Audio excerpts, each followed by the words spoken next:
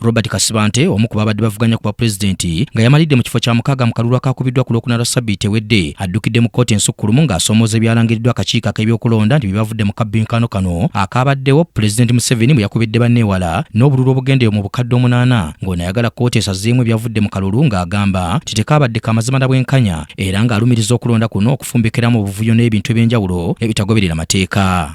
Ono awaabye nga yeesigama ku nnyingo 14 akawaayiro n'amankagamwemu mu mateeka g'okulonda ku by'okulonda kwa pulezidenti. Ono awaabidde Pulezidenti Museveni akakiiko ak'ebyokulonda ne ssaabawolereza wa gavumenti. Kasibante nga yeesimbawo ku tiketi y'ekibiina ki People's Peasants Party agambye nti yali omu ku bantu 8 abavuganya ku bwapulezidenti omuli Robert Kyagulanyi Ssentamu, Nathan Nalama-Faabi, General Gregory Mugisha Muntu awamu n'abalala. Okusinziira ku byalangirirwa akakiiko ak'ebyokulonda ng'ennaku z'omwezi 17, Museveni yalangirirwa ng'eyawangula okulonda kw'obwa pulezidenti ku bululu obukadde 7,94,772 ate nga Kasibante awaabye omusango guno yafuna obululu 3,34,400. Kasibante avuna n'akakiiko ak'ebyokulonda okulemererwa okutegeka akalulu akamazima n'obwenkanya nga keeyambisa obuyinza obukaweebwa ng'era akalumiriza okukolera mu nkwawa eza Pulezidenti Museveni n'abakozi ba gavumenti abalala, ekintu ky'agamba nti kimenya amateeka. Wano asinzidde n'asaba kkooti ensukkulumu okusazaamu obuwanguzi bwa Pulezidenti Museveni era eragira okulonda ku bwapulezidenti kuddibwemu buto.